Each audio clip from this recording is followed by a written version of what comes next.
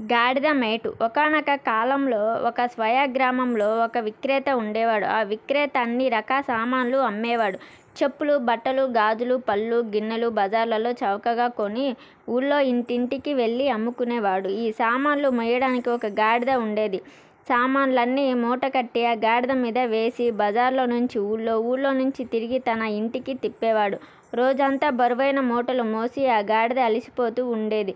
ఒకరోజు విక్రేత బజార్లో ఉప్పు కొన్నాడు. ఉప్పు మూట మామూలు కన్నా ఎక్కువ బరువు ఉన్నాయి. గాడిద పాపం బరువును మోసుకుంటూ విక్రేత వెనక నడిచింది.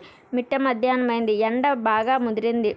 గాడిద అలసిపోయింది. కాళ్ళు లాగడం మొదలెట్టాయి. వీపు నొప్పెట్టేస్తుంది. దాహం వేస్తుంది. ఇంతలో కాలువ ఎదురైంది. గాడిద గబగబా కాలువ వైపు వెళ్ళింది. అంత పెద్ద మూటతో వంగడం కష్టం ఉంది. వీలైనంత ముందుకి వంగి నీళ్లు తాగడానికి గాడిద ప్రయత్నం చేసింది. కాలువ గట్టున తడిగా జారిపోతూ ఉంది.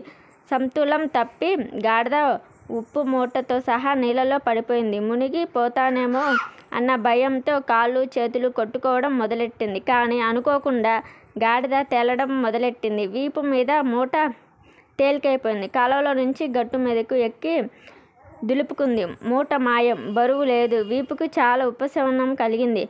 ఆ రోజు రాత్రి ఇంట్లో గాడిద ఈ అద్భుతం ఎలా జరిగిందని ఆలోచించింది.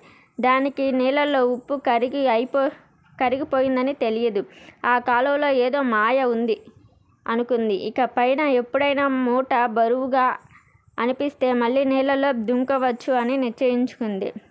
మొన్న విక్రేత బట్టలు కొన్నాడు. ఆ బట్టలు గాడిద మీద వేసి ఊళ్ళోకి బయలుదేరు. నిన్న ఏమీ సంపాదించుకోలేదు. ఈ రోజైనా మంచి లాభం సంపాదించాలి అనుకుంటూ విక్రేత మామూలుగా కొనే సరుకు కన్నా ఎక్కువ కొన్నాడు. మళ్ళీ గాడిద మీద బరువు ఎక్కువ వేశాడు. గాడిదకు మళ్ళీ కాళ్ళు, వీపు నొప్పెట్టడం మొదలెట్టింది. మళ్ళీ కాలువ దగ్గర పడింది. కాలువ వైపు గబగబా వెళ్ళి తాగుతున్నట్లు నటించి నీళ్ళలోకి దుమికేసింది. మూట మొత్తం తడిసేలా కాళ్ళు చేతులు కొట్టుకుంది. కానీ బరువు తగ్గే బదులు ఇంకా ఎక్కువ అయింది. ఇది ఉప్పు కాదు కదా కరిగిపోవడానికి. బట్టలు తడిసిన కొద్దీ బరువు ఎక్కువవుతాయి. ఇప్పుడు మొదటికే మోసం వచ్చింది. బరువు ఎక్కువయ్యేసరికి గాడిద నీళ్ళల్లో మునిగిపోవడం మొదలెట్టింది. చాలా భయపడింది. విక్రేత నీళ్ళలో దుంకి జాగ్రత్తగా గాడిదను బయటికి లాగాడు. ఆ రాత్రి గాడిద చాలా బాధపడింది. డబుల్ బరువు మోయడంతో వీపు, కాళ్ళు మామూలు కన్నా ఎక్కువ నొప్పెట్టడం కాకుండా అంతసేపు తడి బట్టలు మోయడం వల్ల జలుబు కూడా చేసింది. ఇంకెప్పుడు పని తప్పించుకోవడానికి తప్పుడు దారులు